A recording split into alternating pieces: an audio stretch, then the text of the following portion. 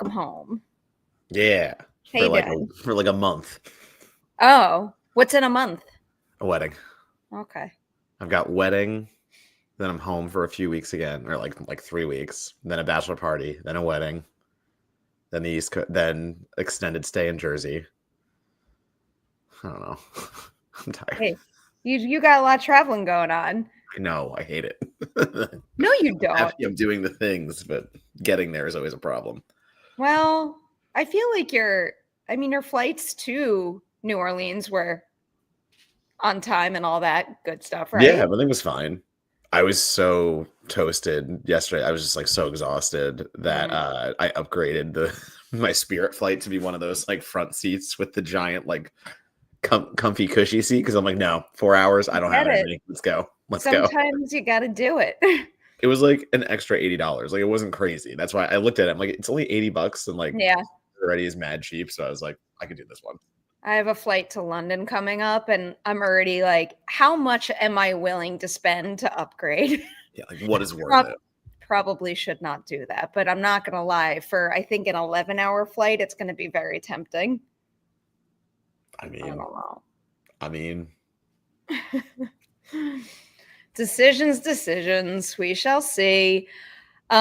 Before we even start, so I know that yesterday when we were supposed to start, Mike K definitely gave a super chat. So just so you know, those super chats have all vanished. I thought they were going to just stay because the live event didn't change. That did not happen. So Mike, if you see/hear this, just drop your chat in regularly. That way we can give you the value of your super chat. And in other super chat news, we have Mike Joyce. Did you see the news about dire wolves? Dino's next. I feel like there's always news like that. I did very briefly read the dire wolf headline. Oh, revive the okay.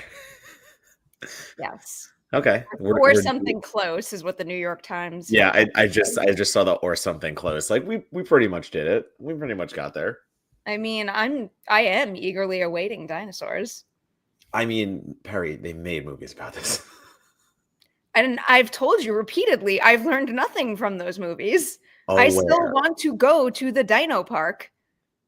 We don't deserve it.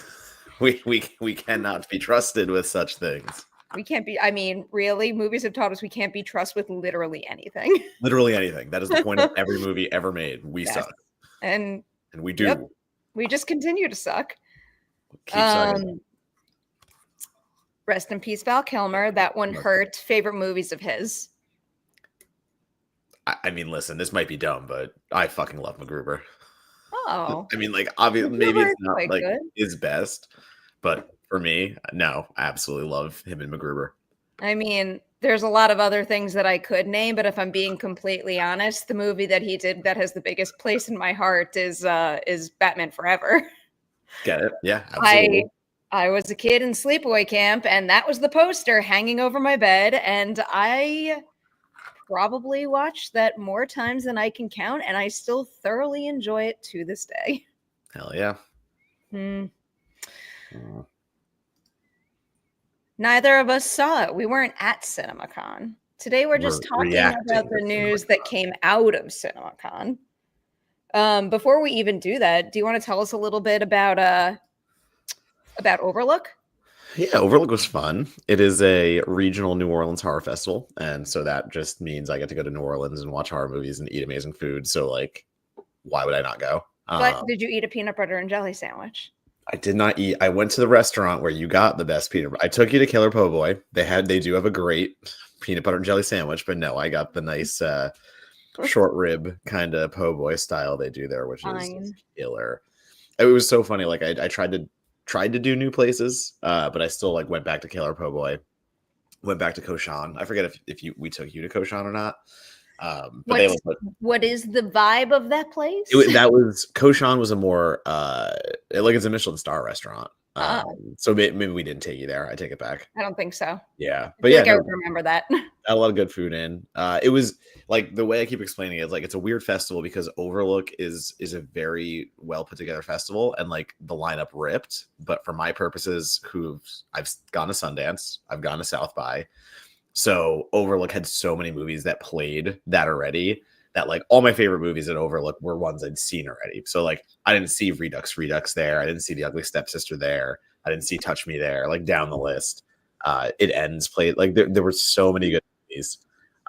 So I didn't get to see as much there, but that's okay. Like I was there to support the festival and do whatever I could anyway. Like again, it's New Orleans. Like I'm happy just to be there and like do that stuff. So I like the big one I saw there was honestly Abraham's Boys, Natasha Kermani's next movie, and it didn't work for me. I hope it works better for other people. Unfortunately, just adaptation of Joe Hill. It's a very I won't get into it if you don't know what it is. So like no spoilers, don't worry. But like it's called Abraham's Boys because it's about Abraham Van Helsing, and it's a different take on the Van Helsing we know. And I think there's a lot of really interesting thoughts in the movie. And I think where it falls for me is just like the period aesthetic, and it is just slow, a lot of foreplay without much impact on the back end. And yeah, I don't want to say much more else because like that'd be spoiler territory. Just totally different from her segment in VHS 85. Yeah, like aggressive. Oh my god, aggressively different. Yeah. I like Techno God, like her VHS segment. I have also struggled with her other films. Like Lucky did not hit me in the way to hit other people. Actually, why am I blanking on? Because there was one more. There was Lucky, and then there was Imitation Girl. No, I take that back. Imitation Girl, I do think is a nice little gem to go check out. So yeah. Abraham's that was again like one of the big ticket items, and I was really hoping for that one to pull through, but did not hit my sensibilities. A lot of dead air. So it goes sometimes. So wait, how many movies did you see there? I am working on. I have 2 screeners left, so I do have 2 screeners. I gotta power out. Best Wishes for All is this I think a Japanese horror movie that got pretty good buzz out of Overlook. So like I snagged a screener last minute because I couldn't fit in my schedule. So I got that. I've got a movie called Frey Waka, which is I think like more culty Irish stuff. So throwing it out for those ones. But I only saw 3 movies there. Like, did you do any of the immersive stuff? No. What did you do while you were there? You just partied? Just hung out with people. Yeah, like I was there to support everyone at the festival. Yeah, I get it. No, it was so the cool thing was opening night. I saw Monster Island, which is going to Shudder. If you are into creature feed, it's Creature from the Black Lagoon meets Predator, but World War II, and like a Japanese and American soldier end up on this island, and they're just being hunted the whole time by this like creature. So if that sounds like your jam, that's Monster Island. That will be on Shudder. I don't know the date yet. Is that a new movie? Yeah. I don't know if it's not coming up. So like that's what I'm saying. I know Shudder has it. I just don't think they even announced like a date for it yet. Okay. So it'll be there eventually. It'll probably be in part of the like October slate. It very much Amelia just texted me. It's Kong Skull Island, like kind of like the beginning of it pretty much is, but with different kind of creature.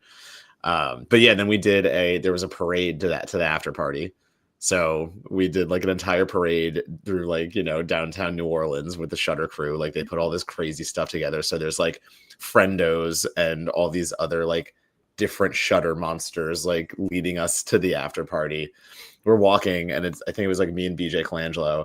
And all of a sudden there's like these 3 old ladies in front of us walking, and one turns around and goes, "What are we doing? What's this? What's this parade for?" Like they just joined. They were just like out in New Orleans, and it's what they do. And they're like, "Yeah, we're going to join this parade." So they're marching with a bunch of right. They're marching with monsters. The opening night party was amazing. It was they basically did a mini Dragula special, and they had 3 of the performers come out. They showed up as long as with the Boulet brothers, and that was really cool. Like so, getting to see like Dragula live basically for the opening night party. And no, it was just a lot of good friends meeting again, and just kind of it's the vibe of that festival is so nice, and it's not just because you're in New Orleans, it's also because like what they're cultivating there and doing it is what it is. So I got to see a bunch of people I don't usually get to see, so that's always nice. I gotta try to do that next year again. It's been too long. I mean, but we do the same at Fantastic Fest. We do the same at anywhere we go. I guess so, like for us, it's the community we've built. Like it's the best thing out of film festivals. Like you can kind of build your community to the way you want it, and like I'm doing less of meeting new people at festivals and more of just like being there with the people I want. Yeah, like with who I want to connect with. And it's like you just carve out your own little niche. Like, am I going to go to a goth rave? Yeah, sure, why not? But like, am I going to go with my friends? And like, yeah, I was hanging out with Haley the whole time and Adam and all them. Like, that's the way to do it. Until 4 a.m. About 4 or 5 hours after my bedtime. Every night was at least. Yeah. I think my earliest night was the night before my flight, and that was still no, that was 4:30. I take it back. Yep, that sounds about right. Yep. Sounds right. What was your absolute favorite thing you ate and drank while you were there? The number one thing. So we found a tiki bar, which I wasn't trying to, but I found a really good tiki bar called Latitude 29 in New Orleans. Ooh. Their passion fruit tiki drink that I had was phenomenal. But man, I mean, the food is, you're really not going to get that much bad food in New Orleans. So like, it's like picking your favorite.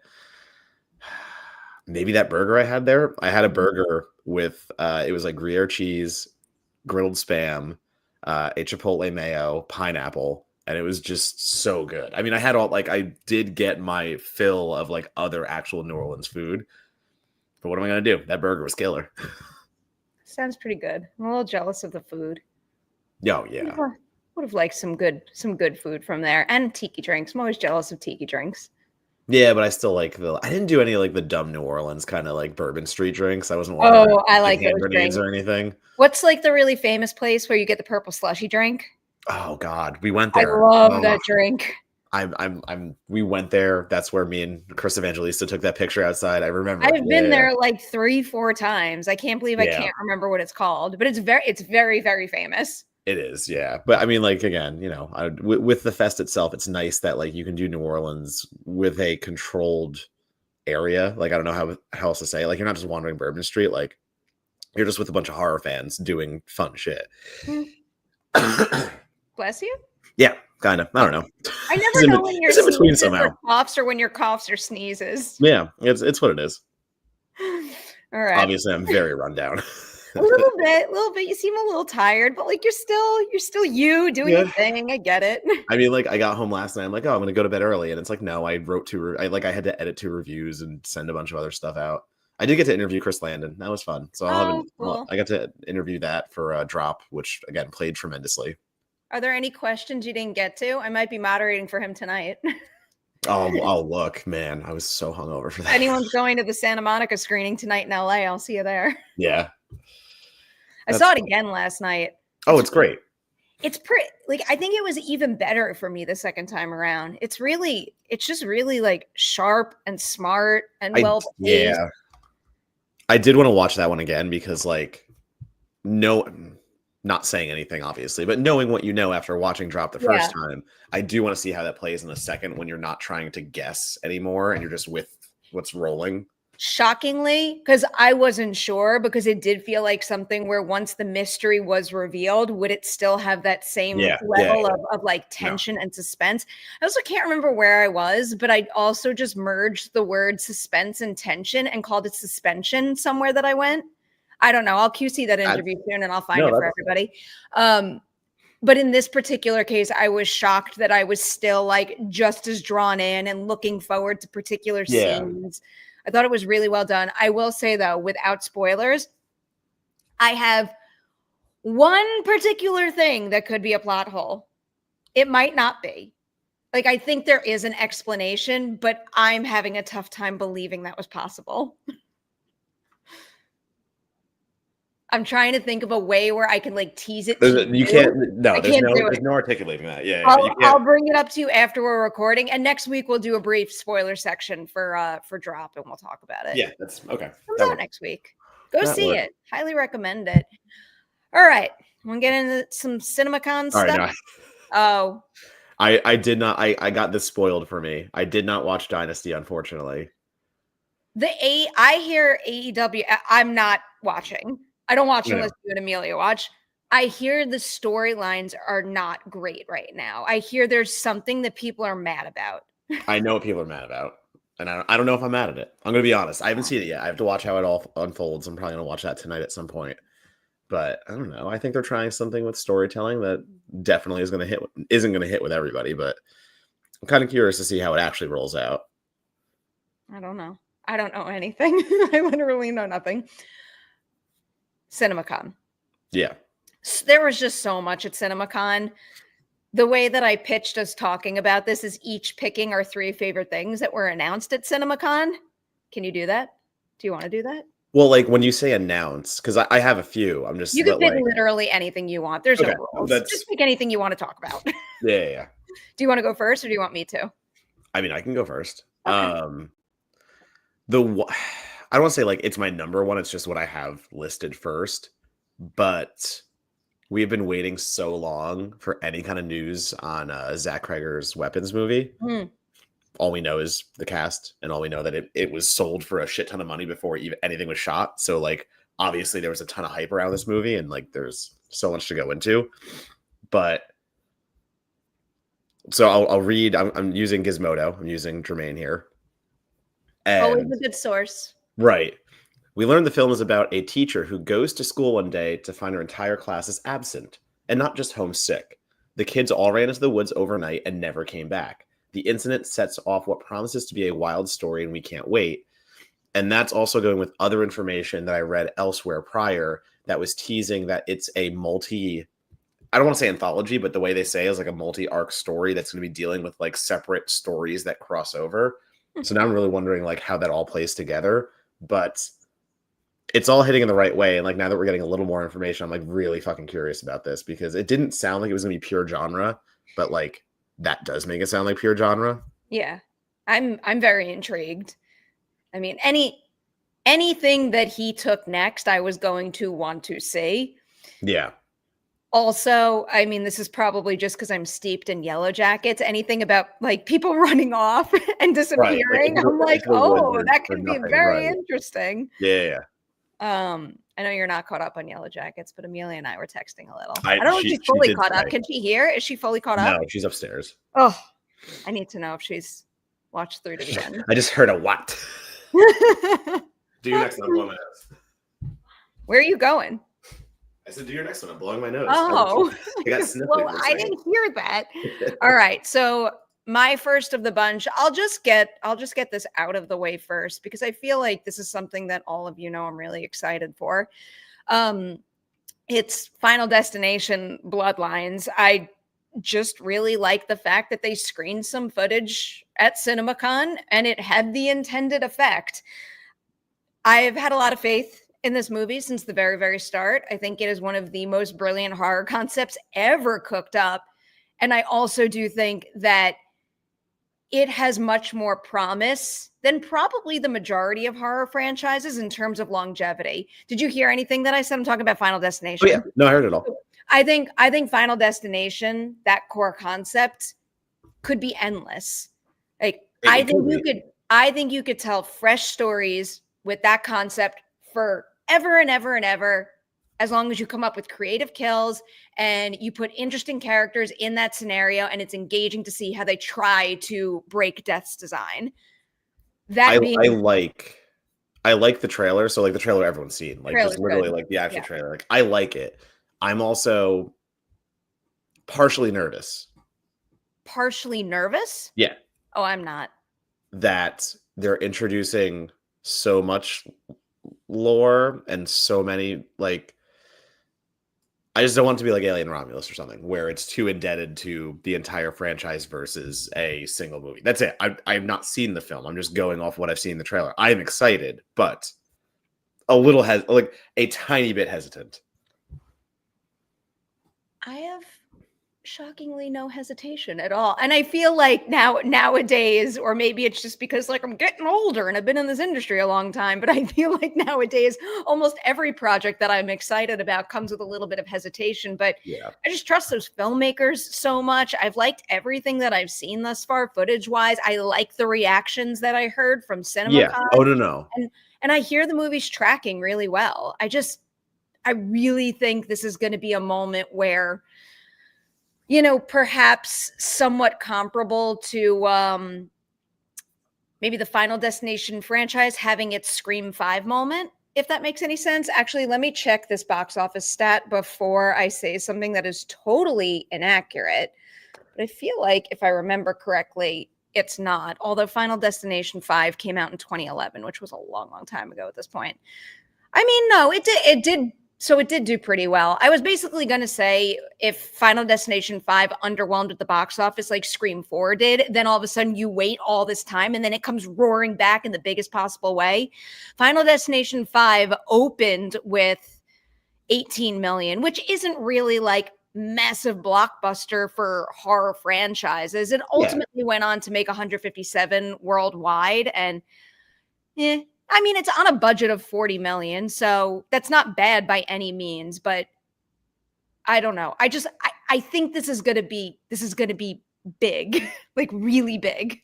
I mean, I know, I think it could be like really big, but like I think the thing that I was like, box office is one thing.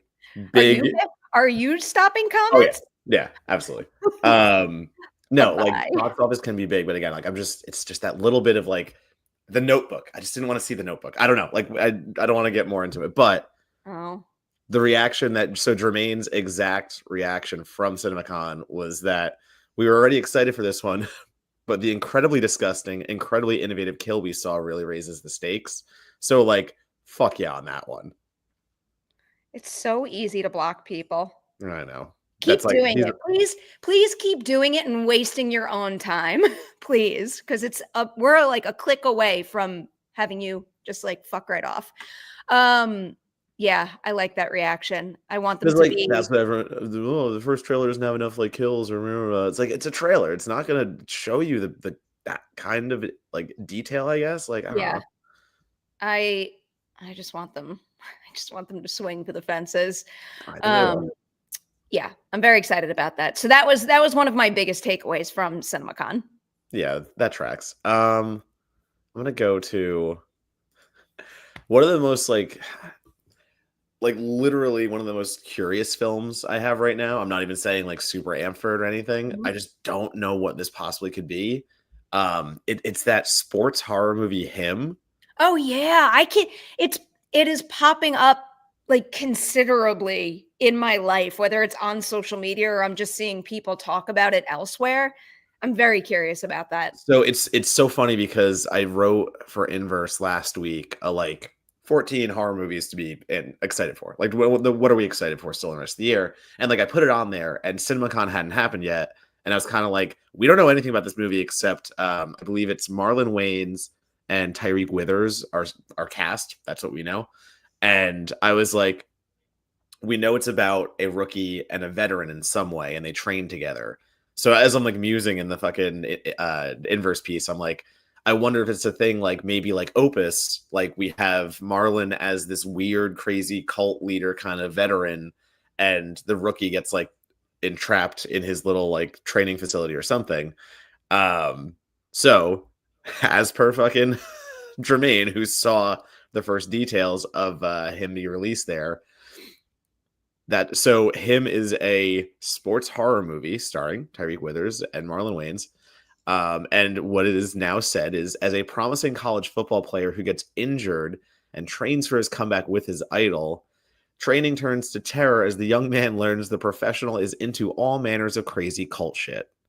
So I think we are getting Opus, but with athletes. This is like the Merri Hour of A+ log line, or like a synopsis. Yeah, like what? Like literally that.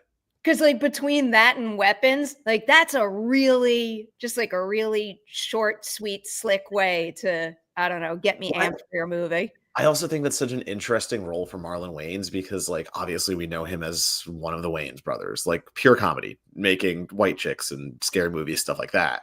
So to give someone like him the veteran kind of athlete who is corrupted or like, again, we really don't know that much. It just says cult shit. We don't know if he's leading a cult, if he's into like, is he doing rituals and all that stuff. So I think he's going to have a really fun time playing with the dark side of that role. So I'm now like just even more all in on it. I don't know how it's going to turn out, but I'm really, really curious at this point. Yeah, I'm very pumped for that. I like how you're picking some of maybe the less obvious things, and I'm Yeah, just like like franchises. Meanwhile, I'm running around complaining like more independent original movies, and here I am being like Wicked again. That's my next one on my list, and that's the thing that I was most excited to hear a reaction to from CinemaCon, because they made a really good part one. I walked away from that part one with full faith that they could do it again. But also, in the back of your mind, when you know what that story is and you know that, traditionally people like act one more than they like act two, there's some nerves that come with that. But based on what people saw there, it does seem like, the instincts are spot on. Like they're going to crush it all over again. And I just, I really want to see the second part be good enough to get it more Oscar gold ultimately. Not that that's all that matters, but you all know how heavily I cover award season and how much I was championing more wins for Wicked. So I would just like to see that happen. But I also think that this movie could set maybe a really good example for how, I'm not going to say how you can improve, but like the creative excitement that can come with adaptations. oh Because yeah. I feel like, and like I've been guilty of this too. Actually, I might bring it up when I talk about my next movie, but there's been movies where, I love the source material so much, whether it's a book, a musical, whatever. And I'm like, oh, don't change anything. Or like, I miss that scene so much. But in Wicked's case, I do think the fact that maybe the second half is a little thinner than the first tees it up to, breathe some new life into it. I think it plays really well on the stage, but I also think there's no denying that, there are creative gaps that a movie could fill in a way that could make the story fuller and more emotional than ever. And I kind of think they're going to make that happen. I trust you. I like you and Amelia like this more than I do. I like Wicked, but you're the super fan, so I will I ride your love Wicked enthusiasm. so much, so I much. get it. I get it. All right, what's next on your list? We have another horror movie because I'm just staying on brand. Why not? Um, well, The Black Phone 2 is another one of those movies that we knew nothing about. I enjoyed The Black Phone quite a deal, but then they announced a sequel, and I'm kind of like, okay, is it even going to be a sequel? Are we going to go Yeah. prequel? Like, what is this going to be? And the one thing that Derrickson and Cargill the entire time been saying is that we did not make The Black Phone to make a sequel, but Joe Hill came to us with an idea for the sequel, and we couldn't say no. So it's like they were inspired by something that literally made them okay with making a sequel. So like I'm trusting that judgment as is. But again, you think, and it's kind of like, what do we go backwards? Do we go forward? So we now know where we are going. Jermaine, again, as per his report from CinemaCon, in the first movie, children who died at the hands of an evil man called the Grabber help kill. Wait, hold on. How do you write this? Children who died at the hands of an evil man called Grabber helped kill him from beyond the grave. There we go. In the first footage from the sequel, it seems the tables have turned. We can't say for sure, but the footage seemed to tease that the Grabber uses the Black Phone to return from the dead and terrorize the survivors from the first movie. So, like, we didn't know anything until this point, and we do now. And that was always my thing. Like, okay, Ethan Hawke coming back for the sequel, or flashbacks. How's it going to be? Like, what are we going to do with that? So I kind of like that we're moving forward and we're not trying to go backwards and do any kind of let's do the Grabber's earlier victims. Let's do that. Like, no, like let's react to what happened in the first movie and find a more supernatural, even more supernatural way to like handle this. So I'm again just on board immediately, and like this is the third movie of my little list here that these are all movies that we didn't know anything about, and now we're getting the first real details for. And I think I'm in on the concept. Once again, it's just that's good. I want to go forward. I don't want to go backwards in that kind of movie. No, I hear you. I mean, I had a somewhat similar reaction after the first movie. I thought the first movie was so good, but then, my creative brain hit a wall. I'm like, how do you possibly make a sequel and continue this story in a way that, doesn't necessarily dilute the original, but keeps it going forward in like an interesting, fresh way? And it does sound like they found a path to pursue that could be worthwhile. I'm Yeah. very eager to see that. My last movie isn't this, but this came pretty close. I'm very excited for Badlands. I just have all the faith in the world in that franchise, and Dan Berg being involved. I think it's going to be great all over again. My last one is the news about another Hunger Games movie. Oh yeah.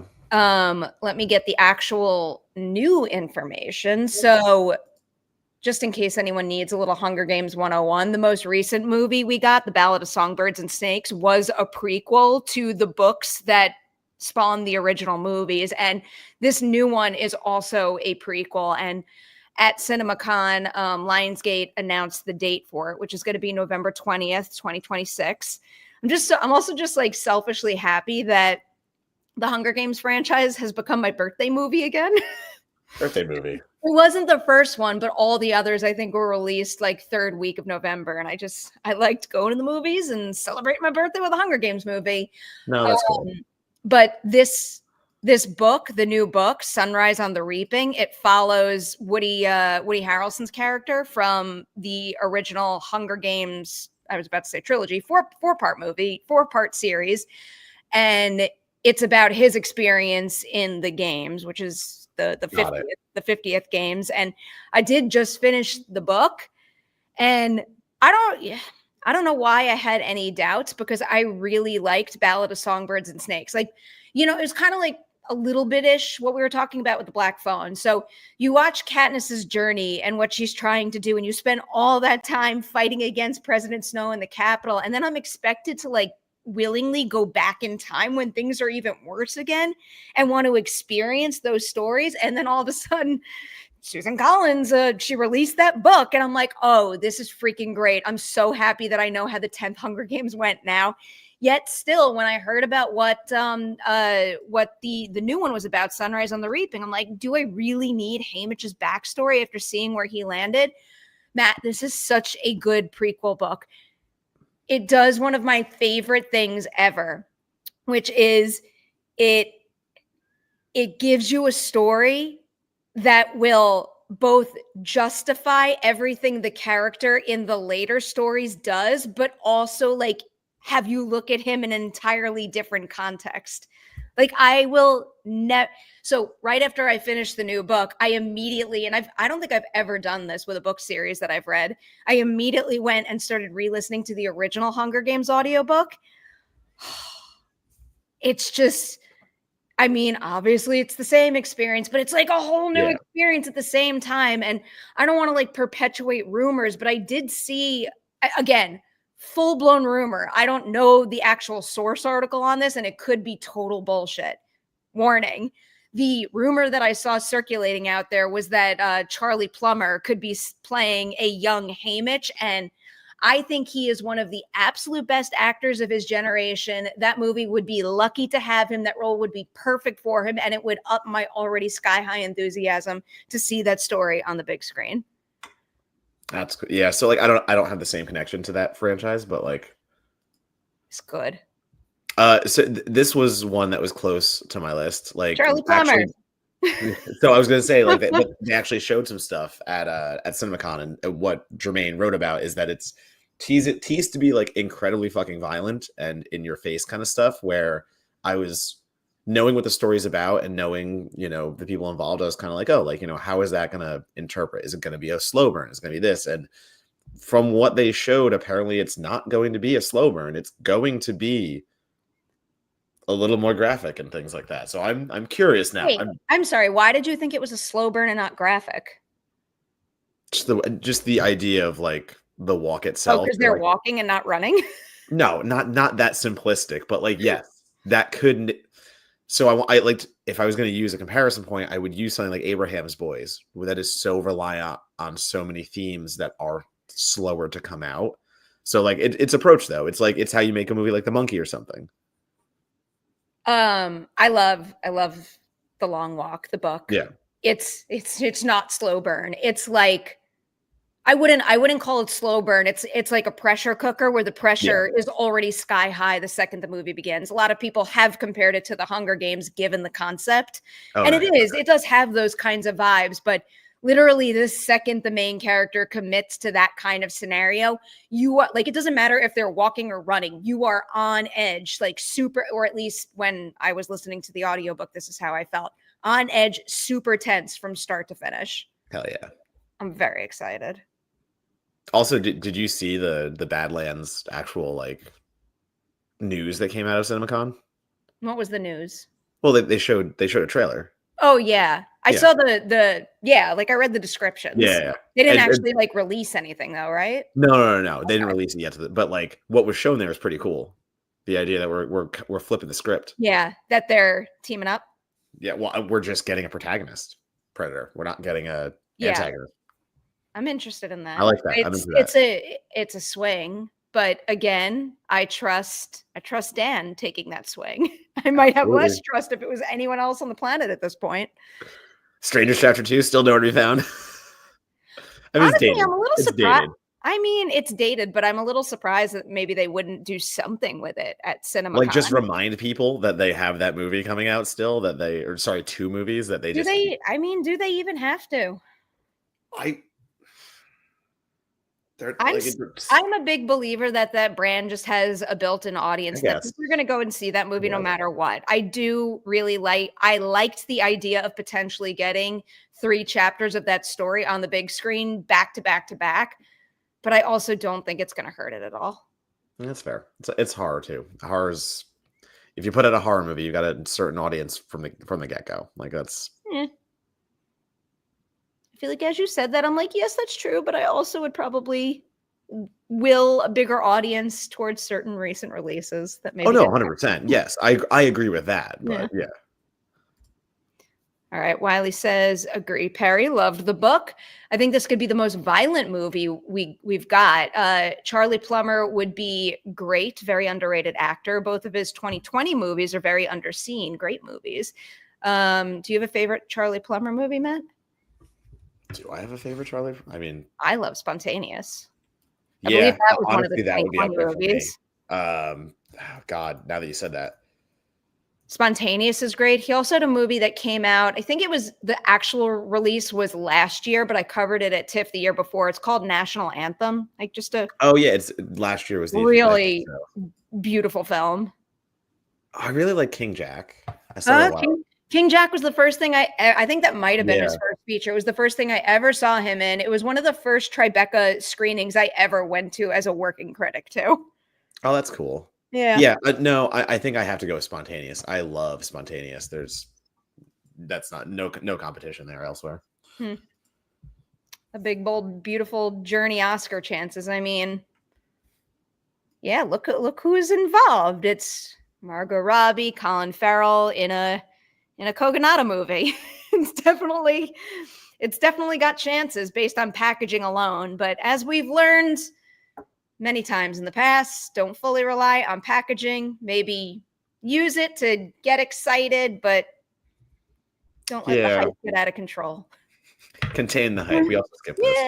Yeah, Is Drop going to unseat Minecraft at the box office? How did Minecraft do? I didn't look. It did really well. No, I know it was going to do well. I'm just, but like, how well did it do? I am happy to see something thriving at the box office. Do you know what absolutely enrages me though? All the videos that I'm seeing on social media of the youths being like with their phones on the screen, recording the screen. Stop it. Yeah. I can't know, help but but whine about that. Stop it. I'm gonna clip that. That is the oldest thing you've ever done. It's just, I just can't. I can't understand it. And it's so I'm trying. I try to think through all sides of these things.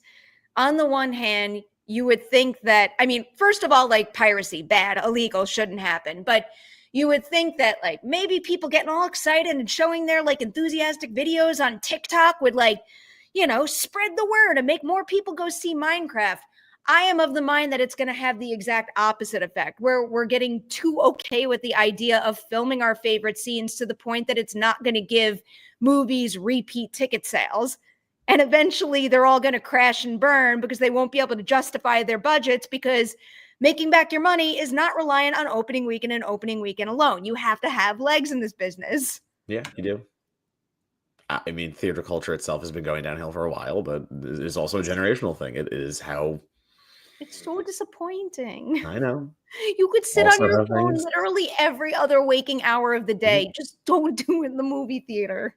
But, you know, when you have a phone put in your hand from such an early age now, it's normal. Like that's we've normalized it. I don't even know. You're right.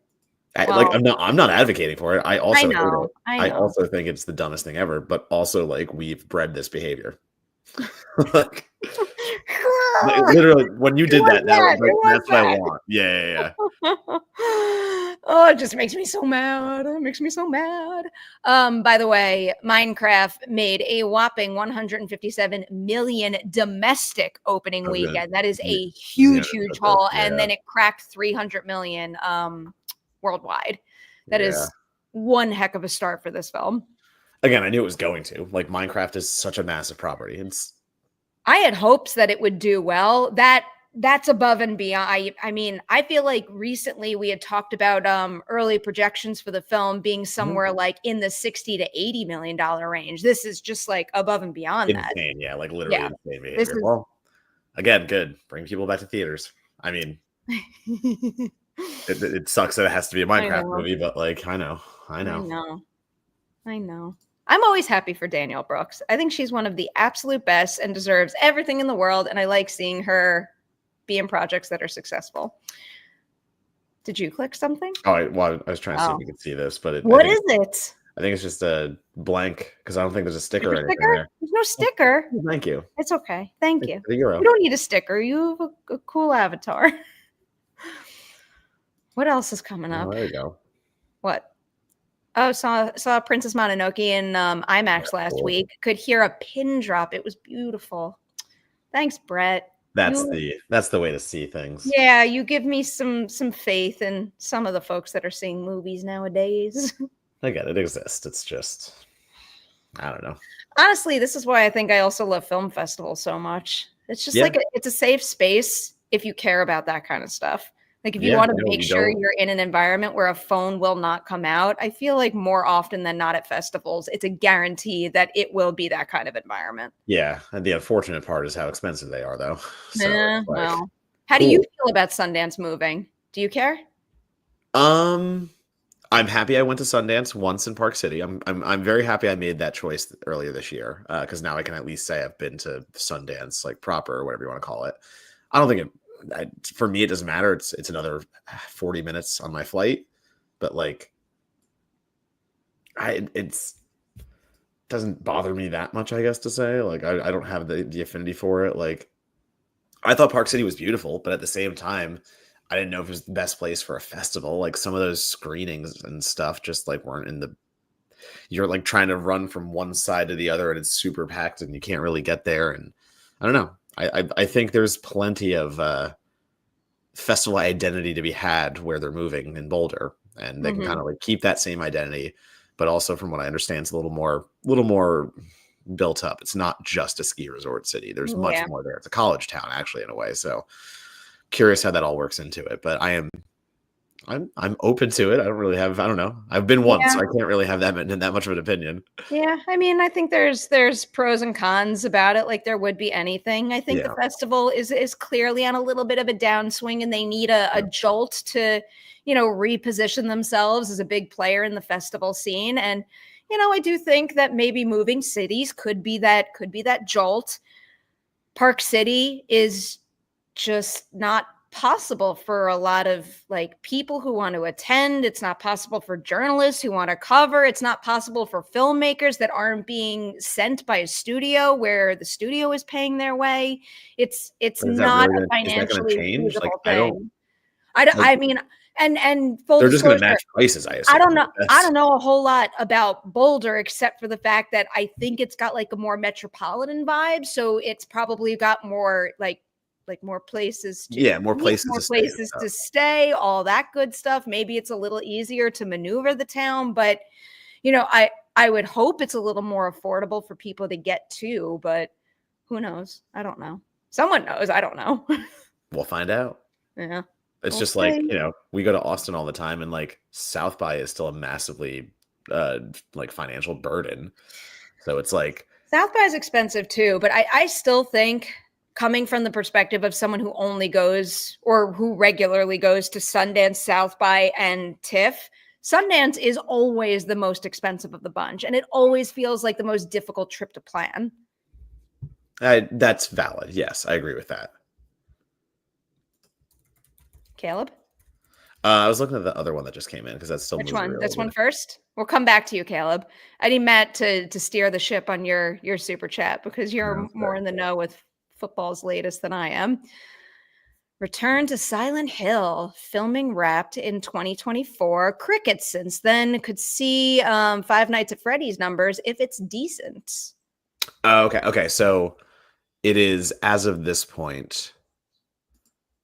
So it didn't wrap in 2020. It was supposed to wrap in 2024, but the director did say in a February interview from this year that he finished the film 10 days ago, and it was supposed to be finished April 2024, but because of the executive producers, it dragged on, and I finished it much later. So it is a project that took way longer than they thought to get done. But if filming just wrapped, if we're talking February, it's only 2 months after. So like they're still probably in that post-production process for a little bit.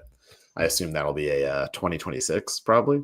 I don't think you can rush that for. I mean, you could rush it for 2025 if you wanted, but no, I'm excited for more Silent Hill. I think the first Silent Hill is a great video game adaptation, especially like a horror video game adaptation. I don't think the sequel does much justice, so very excited to see a return there. I don't know if it'll hit Five Nights at Freddy's numbers because, like, to me, that the Silent Hill franchise is, it's much more horror coded for an older audience. So Five Nights at Freddy's had, I mean, again, the youths. You want to talk about that? Youths. Like they showed up though. Like I still can't believe, like, when I was in my theater and the minute the credits hit, like this group of kids was just like screaming because they were just so happy they saw like a Five Nights at Freddy's movie. I don't think we have that in the Silent Hill kind of like fandom, but I would love it to do well. I'm here for Kreger's new Resident Evil 2. Like, again, as much as I did like Welcome to Raccoon City and wanted to see Johannes Govertz keep doing that, I think Kreger's a great choice based on what he said so far. Like, he clearly loves these games and knows how to do it. So yeah, I'm always here for a horror video game adaptation, and I would be here for many more Silent Hills too. I didn't realize the time, Matt. I have to bounce soon. Okay. To bounce soon to do my hair for fancy hair night. Well, I sticker. gotta get dressed and look like an adult sometimes. I wish I made the rules and made hats appropriate for professional events, but that's not where we're at yet. Thank you for the super sticker. I can't wait to see what it is. We got Jurassic World Rebirth footage. Did either of you see it? Is there more horror as promised? Do you have Jermaine's article handy by chance? I trust Jermaine. Yeah. Go to the next one or something. Hold on. Okay. Well, the next one's Caleb, and I need you for that. Okay. Let's see. He didn't link to his Jurassic World. Here, wait. I can get it. I can get it. No, I can't. Yeah. No, I can't. I failed. I'm doing it. T-Rex river attack scene in footage. Is that 9 hours ago? Okay, CinemaCon footage description. Okay, so literally one of the first quotes is exactly that. We wanted to put scares back into Jurassic. So it seems that in the footage, scientists are attacked by in a lab by a dinosaur. One is eaten. Jonathan Bailey, Scarlett, and Mahershala return the island from Jurassic Park, paddle while being chased by a T-Rex. If we get this DNA, millions of lives are saved, says Bailey. He tries to take an egg from flying dino's nest, but is attacked. Survival is a long shot, Bailey That said. sounds familiar. Right. Moses. Okay, so like this seems to be a lot of stuff that we've seen already. Yeah. But it hopefully, because again, I am very much here for adding more scares back in. I was on board with Fallen Kingdom and the haunted house aspects of the second half, if you want to call it that. Yeah, I can't confirm, and they have not shown enough at this point based on what I just read there. But if Gareth is saying that, I do trust him as a filmmaker that he wouldn't be promising that without actually doing it.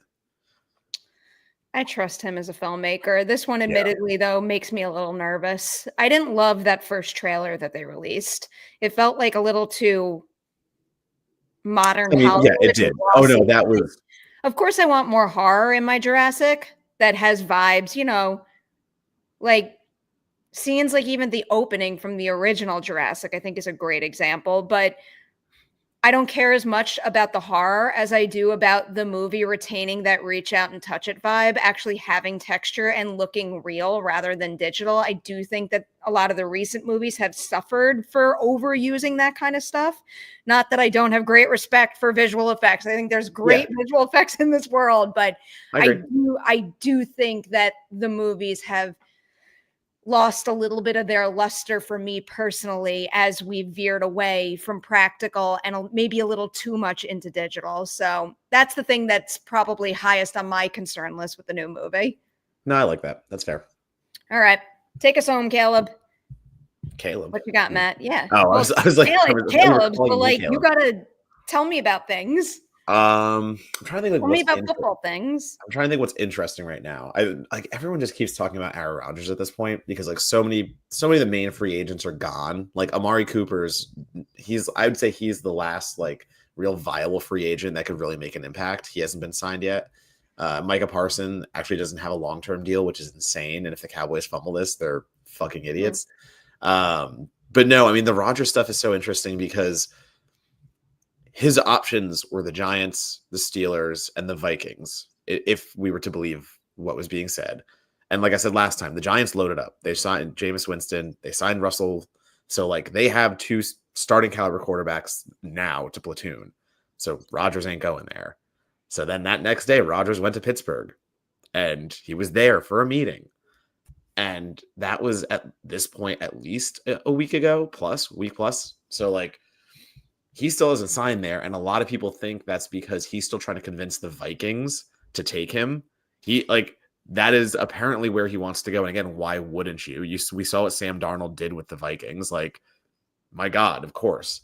But they say they want to stick with JJ McCarthy. They want to give their rookie the team and see how it goes. So I don't know. Like he keeps dragging the shit on in the Aaron Rodgers way just to like see what happens. And I think he'll end up a Steeler. I don't think he'll end up a Viking. But if he convinces them, I don't know. I'm just so glad he's not a Jet anymore.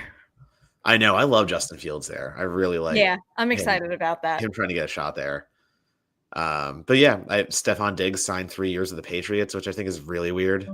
I don't know. I wasn't expecting to re-sign him as a Texans fan. But at the same time, I think the Patriots are a real strange choice for him because if he wants to compete, you're not competing over there right now. Like that's going to take a few years to rebuild that whole squad. Like we'll see on that. Interesting. Very briefly, because I'm too off to go. Any hopes for Happy Death Day 3? It's confirmed. I believe there was a recent Q&A where. Yeah. I don't know if they like officially confirmed it, but they definitely hinted that it's going to happen. Ask tonight. No. Clear that up. No. I'll focus on Drop. Celebrate Drop. I mean, yeah, this is the quote. It was from one of the Q&As they did because they're also doing a Christopher Landon like retrospective. Yeah, they're screening a lot of his movies. And at the Happy Death Day one, Jessica Roth did say the third movie is moving forward. That is the direct quote. And then Christopher Landon himself said it is moving forward. So I guess that's, as official as we can get. Who knows what the timeline is on something like that? And, at what stage they are moving forward. It could be very early development type stuff, but Yeah. we'll see. We'll see. I want it. Promote some stuff, Matt. At Donato Bomb, Twitter, Letterboxd, not Twitter. I still default to that. It's just ingrained. Well, Sorry. it was a repetitive thing that we said for a long, long time. At Donato Bomb on Blue Sky, Instagram, and Letterboxd. That is where you can read all of my reviews. I'm always writing about horror stuff. It's coming fast and furious. I write about other stuff too, but primarily a horror thing right now. And then podcast, Certified Forgotten.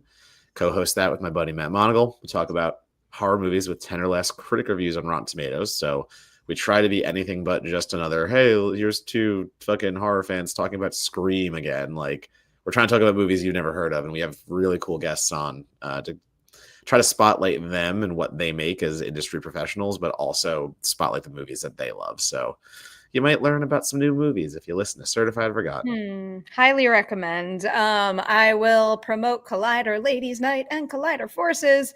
The only two that I can name drop because they're either out or in the can and edited, because you know how I feel about jinxing things. Yes. The one that is currently available is a Collider Forces episode with Liv Hewson from Yellow Jackets, and I just love talking to them. They're so smart. I love the thought they put into their character. And for anybody who's been watching, you know that Van's gone through it this season. So they had a lot of interesting stuff to say. So do check that out. Next week, I do have an episode with Megan Fahey for Drop going up that we shot at South by Southwest. So that one will be available. And then in addition to that, again, I'm not going to reveal specifics, but for any Ladies Nights fans and Yellow Jackets fans, you are going to be very, very well fed over the next week and a half, because if all goes to plan, I will I'll shoot a number of them this week. And as they are in the can and I know the footage exists, I will reveal who the guests are. So yeah, have fun speculating in the meantime. And we'll be back to our regular schedule this week. So we'll see you on Friday. Okay. Yeah. I was like, are we? Yeah, we're both here. All right. We'll find out. Bye, everyone.